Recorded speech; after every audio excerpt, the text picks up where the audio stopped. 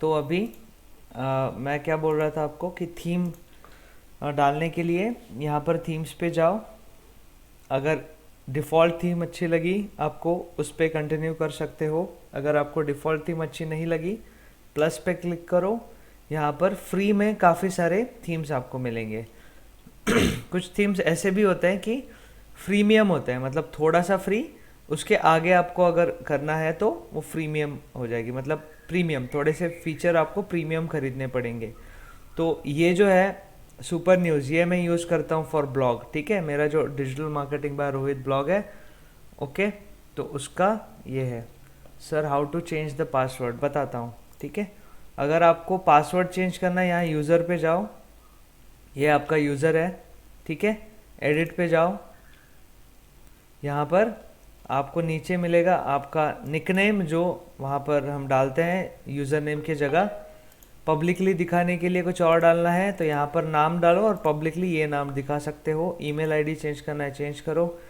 उसके बाद ये जो आपको ये प्रोफाइल जो है ना, यहाँ पर आपका फ़ोटो भी डाल सकते हो, लेकिन ये ग्रावतार बोल के एक अलग से वेबसाइट है, ये दिख रहा है gravatar.com। यहाँ पर जाके आपको साइन अप करके फिर आपके डिटेल्स भरने पड़ेंगे, तब ये यहाँ पर दिखते हैं। ठीक है, डिफ़ॉल्ट वर्डप्रेस पे अगर आपको दिखाना है कुछ तो ऐसे दिखेगा। ओके, तो अभी अगर आपको डालना है ये सारे डिटेल्स, यूज़र्स पे आके ये एडिट करो। पासवर्ड के लिए जनरेट पासवर्ड पे क्लिक करो और यहाँ पर अपना पासवर्ड डाल दो। ओके, चेंज हो जाएगा पासवर्ड। तो हम बात कर रहे थे थीम्स की। ठीक है, पहले ये भी ख़त्म कर लेता हूँ। यहाँ पर ना आप एक से ज़्यादा यूज़र भी बना सकते हो। अगर यहाँ पर आपने किया ऐड न्यू, मैं एक नया यूज़र भी बना सकता हूँ। जैसे मैं डाल देता हूँ रोहित, ईमेल आईडी रिक्वायर्ड है तो डालना ही पड़ेगा, rohit@ingeniusacademy.in। ठीक है, अब ये पहले से डाला हुआ है तो मैं दूसरा डालता हूँ। Okay, nickname Rohit. ठीक है, इसके बाद शो पासवर्ड, ये रैंडम हुआ है बना है तो मैं इसे वही पासवर्ड रखता हूँ। Okay, confirm using week password, week password है ना, इसीलिए आप यहाँ पर हैश डालोगे या फिर स्पेशल कैरेक्टर्स डालोगे तो ये स्ट्रांग हो जाएगा। ओके, तो ये हो गया। अब मुझे ये जिसका वेबसाइट है वो मुझे एक्सेस दे सकता है, कितने लेवल का मैं यहाँ पर काम कर सकता हूँ। सब्सक्राइबर हूँ तो ओनली मैं पढ़ पाऊँगा। ठीक है, उसके बाद कंट्रीब्यूटर हूँ तो कुछ सेटिंग्स आपके लिए ऑन हो जाएगी। ऑथर है तो आप लिख पाओगे ब्लॉग्स, एडिटर है तो सारी वेबसाइट आप एडिट भी कर पाओगे, एडमिनिस्ट्रेटर है तो सब कर पाओगे। ठीक है, तो आप खुद एडमिनिस्ट्रेटर होने चाहिए और जो लोग हैं उनको एडमिनिस्ट्रेशन का आप पासवर्ड और यूज़र नेम या फिर उन्हें एक्सेस मत दो। एडमिनिस्ट्रेटर का किसी को एक्सेस नहीं देना है। ओके, ये दूसरा यूज़र हो गया। अब आमिर ने अगर पासवर्ड चेंज भी किया, मैं इस यूज़र नेम से इस वेबसाइट को लॉगिन कर सकता हूँ। ओके, तो अगर आपको किसी को एक्सेस देना है तो यहाँ पर ऐड करो यूज़र को और फिर वो एक्सेस दे दो उसे। जैसे काम ख़त्म हुआ इसे यहाँ से उड़ा दो।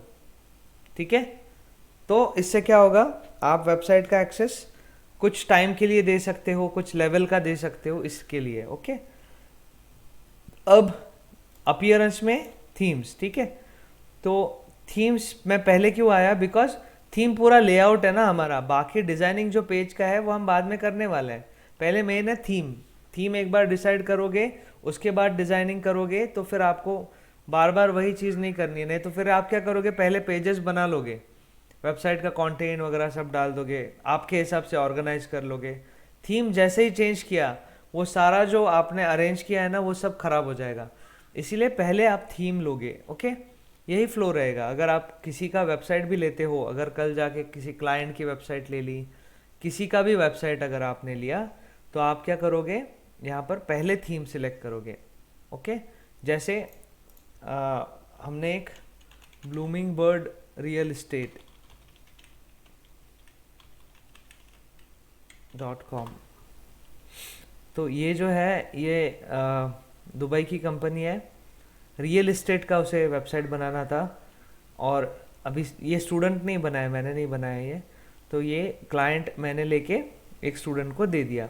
यूएई एंड टर्की में इनका बिजनेस है, ठीक है। ये पूरी वेबसाइट हमने बनाई है। तो यूएई पे क्लिक करता हूँ, ओके, ये देखो। सो ये पूरी वेबसाइट हमने बनाई है। अब ये वेबसाइट को देख के और भी लोग दुबई से हमें आ रहे हैं, ठीक है, स्टूडेंट्स को आ रहे हैं, मैंने नहीं बनाए, ये स्टूडेंट्स ने बनाए हैं। तो ये जो है ये सारा हमने वर्डप्रेस पे बनाया है, ओके। यहाँ पर बुकिंग भी होता है, इंक्वायरी भी होता है, सब होता है इस वेबसाइट पे। तो अगर मैं इस पर क्लिक करता हूँ ऐसे, तो ये डीमैक टॉवर्स पे जाएगा और फिर उसका पेज खुलेगा, डीमैक टॉवर्स का अलग से पेज खुलेगा, उसकी गैलरी, ये सब। ये ब्रोकर की वेबसाइट है। ब्रोकर यानी जो दुबई में क्या होता है, दुबई में क्यों, यहाँ मुंबई में भी इसको भी ऑटोमेट करने आता, लॉगिन या सब्सक्रिप्शंस, मतलब मैं समझा नहीं, ऑटोमेट क्या करना है? जैसे नेटफ्लिक्स पे रहता सर, हम्म जैसे आपने अभी बताया ना हम्म कि किसी को अगर कोई परमिशन देना है अपने वेबसाइट के ऊपर, हम्म। जैसे नेटफ्लिक्स करता है, तो तो वो इतने सारे लोगों को हैंडल कैसे करता होगा? नहीं, वो तो सिंपल करता है ना, आप भी कर सकते हो, उसमें कोई बड़ी बात नहीं। अभी ये यूज़र आप मैनुअली बना रहे हो, करेक्ट, लेकिन आपके वेबसाइट पे लॉगिन फीचर चाहिए आपको, है ना, जैसे लॉगिन कर पाओगे और फिर इस वेबसाइट को एक्सेस कर पाओगे। नेटफ्लिक्स आपको साइन अप फॉर्म देता है ना, नेटफ्लिक्स पे आपको पहले अकाउंट बनाने को बोलेगा ना वो, तो उसे कैसे समझता है कि इसका सब्सक्रिप्शन खत्म हो गया? उसके पास सारे डिटेल्स होते हैं ना, वो डेटाबेस में सेव होता है।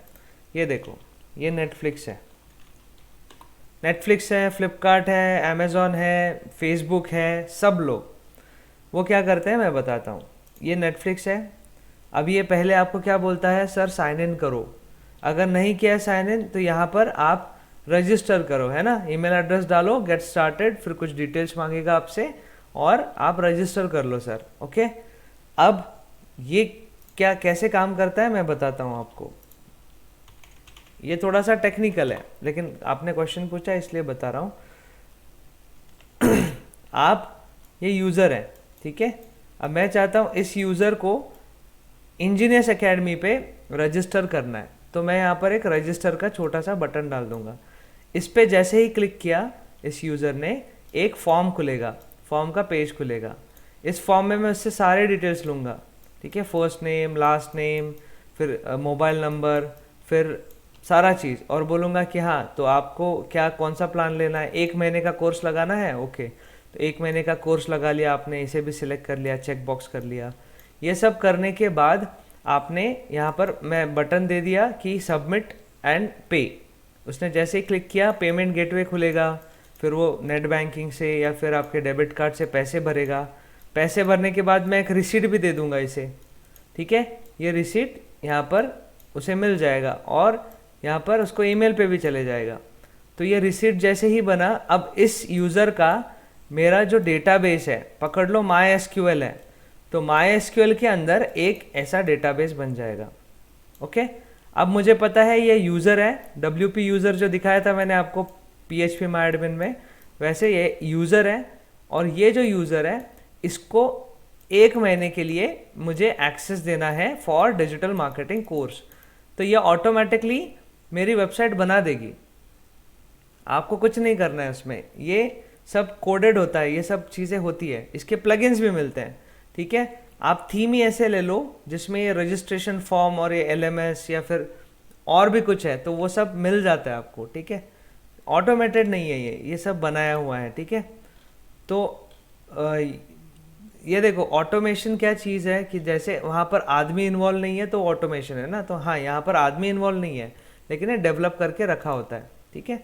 तो ये डेटाबेस से वो फिर अभी आप वो जो यूज़र है कल फिर से अगर आया, ठीक है, सपोज ये यूज़र कल फिर से आ गया, तो जैसे उसको साइन इन का यहाँ फॉर्म मिला, इसने भरा उसके यूज़र नेम पासवर्ड, तो पहले ये रिक्वेस्ट कहाँ जाएगी, मेरे वेबसाइट के मेरे सर्वर को ये रिक्वेस्ट गई, सर्वर चेक करेगा। एक होता है वेब सर्वर, एक होता है एप्लीकेशन सर्वर और डेटाबेस सर्वर। तो रिक्वेस्ट गई, वेब सर्वर ने इसे बोला, फिर ये देखेगा डेटाबेस में कि हाँ इस नाम से एंट्री है क्या हमारे पास, रजिस्टर्ड है क्या, हाँ रजिस्टर्ड है, तो यहाँ पर आएगा और फिर उसका पेज ओपन होता है। ठीक है, ये पूरा टेक्नोलॉजी होता है ये वेब एप्लीकेशन का।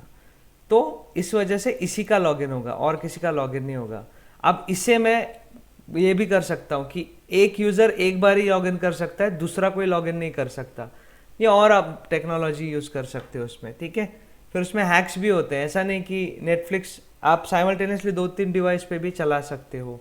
नेटफ्लिक्स का 200 का प्लान आप क्रोमकास्ट भी कर सकते हो। उसमें फिर आप कोड में जाके वो चेंजेस करके उस तरह से करना पड़ता है, मॉड एपीके बना के, बहुत सारी चीज़ें हैं उसमें। ठीक है, तो वो ये सब टेक्निकल चीज़ें हैं। तो वैसा अगर आपको चाहिए वैसा भी हम देखेंगे कैसे करना है उसे। रजिस्टर, लॉगिन, प्लगइन्स मिलते हैं, बहुत सिंपल होता है। ठीक है, आपको वो कॉमर्स जो है ना, वो ई कॉमर्स अगर आप कंपनी बना रहे हो सब फीचर्स देगा, लॉगिन, कार्ट का सारे फीचर्स दे देगा वो। तो ये जो थीम है, हमने जैसे ब्लूमिंग बर्ड वालों के साथ बात की कि सर अभी आपको वेबसाइट बनाना है तो आपको कैसे चाहिए, तो उन्होंने बोला कि ये गोल्डन चाहिए फॉन्ट, फिर ऐसे ऐसे चाहिए, यहाँ पर स्लाइडर चलना चाहिए, यहाँ पर प्रॉपर्टी के नाम दिखने चाहिए। तो ये सब है ना, ये ब्रोकर की वेबसाइट है। ठीक है, ये बहुत बड़े बड़े ब्रोकर्स हैं, तो वो फ्लैट बेच के इन्हें ब्रोकरेज मिलता है। तो ऐसे कंपनीज है, बड़े कंपनीज होते हैं ये, इक्वलेंट टू बिल्डर जितनी कंपनी होती है, तो वो लोगों की ये वेबसाइट है। तो इसका हमने क्या किया, मैंने कल बताया आपको, अगर आपको प्रीमियम थीम्स खरीदनी है, पेड थीम्स खरीदनी है, तो थीम फॉरेस्ट पे जाओ। थीम फॉरेस्ट पे आप बस यहाँ ढूंढो कौन से कैटेगरी का, कौन से टाइप का आपको वेबसाइट चाहिए। तो यहाँ पर आप ई कॉमर्स या फिर अभी रियल एस्टेट, ठीक है, तो आपको रियल एस्टेट के थीम्स मिल जाएंगे, रेंटेक्स। सो अगर रेंटेड आपको फ्लैट्स और ये जो OLX करता है ना, या 99 एकर्स, तो वैसी वेबसाइट वाला थीम ये है। सारे फीचर्स मिलेंगे जो 99 एकर्स देता है, सारे फीचर्स मिलेंगे। ये है my home real estate WordPress, ये भी उसी तरह का है। ये हमने खरीदा है, मेरे पास है ये थीम। ठीक है, रियल एस्टेट जो ब्लूमिंग बर्ड हमने बनाया है, इस थीम से बनाया है। ओके, इस ये थीम है या ये थीम है, दोनों है मेरे पास। WP रेसिडेंस है शायद। ओके, तो दोनों थीम है मेरे पास। $60 की थीम है, आपको चाहिए लो एंड बना के दे दो। $60 मतलब कितना हुआ क्या डॉलर का रेट है, 60 USD इन डॉलर्स, 4,000 रुपये की, 4,500 रुपये की। ठीक है, पकड़ लो 5,000। 5,000 में आपकी पूरी वेबसाइट एकदम झकास बन जाएगी इस तरह से। ऊपर से इसके अंदर और भी चीज़ें हैं, जैसे आप देखोगे इसके अंदर डेमो होता है अलग अलग। तो जैसे मेरा ये गोल्डन वाला, ये सब हमने मैनुअली बहुत सारे एडिटिंग किए हैं इसके अंदर।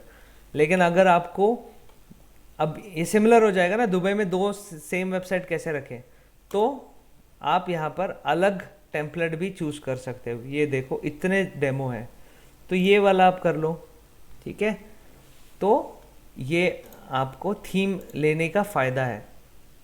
ये थीम बनाता कौन है, ये अलग अलग डेवलपर बनाते हैं। तो ये जो WP रेसिडेंस या फिर रियल एस्टेट 7 जो थीम है, वो बनाने वाला एक ही है, तो और अकेला आदमी है। ओके, तो अकेला डेवलपर है, उसने रियल एस्टेट के थीम बनाए हैं जो लोग खरीदते हैं पूरे दुनिया में, और उसका सपोर्ट भी वही देता है। जैसे आपने खरीदा, यहाँ देख लो कितने मंथ का सपोर्ट है, तो 6 मंथ का आपको सपोर्ट मिलेगा फ्री। उससे ऊपर चाहिए तो आपको $17 भरने पड़ेंगे। सपोर्ट आप कॉल नहीं कर सकते उन्हें, चैट पे पूछ सकते हो। ठीक है, चैट पे पूछो ऐसा ऐसा हो गया, क्या करना है, फिर वो रात को रिप्लाई करेगा, बिकॉज US में बैठा है ना, तो वो रात में रिप्लाई करेगा आपको उस तरह से। ओके, मैं आपको दिखाता हूँ मेरे थीम्स।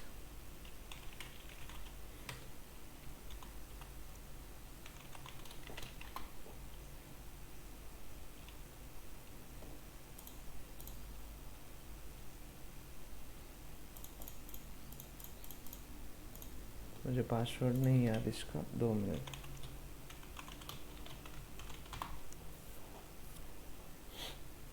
ओके, हो गया लॉगिन।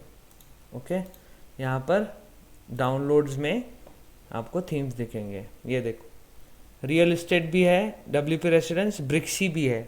ओके, ये सिंगल लाइसेंस है, मतलब एक ही वेबसाइट पे मैं यूज़ कर सकता हूँ और वहाँ पर रजिस्टर्ड हो जाएगा, वो ये लाइसेंस्ड हो जाएगी, ठीक है। तो ये सिंगल है, आप मल्टी लाइसेंस का भी कर सकते हो। जैसे रेगुलर लाइसेंस है ना, इसको अपग्रेड करके आप एक से ज़्यादा वेबसाइट के लिए भी इसे खरीद सकते हो, वो महंगा पड़ेगा आपको। ओके, तो ये हो गई थीम, इस तरह से आपको खरीदना है। एनवाटो मार्केट इसी का है, थीम फॉरेस्ट का, वहाँ से आपको ये थीम मिल जाएगा। ओके, ये उसका डेमो है, ये सारी चीज़ें आप कर सकते हो। Okay, thank you.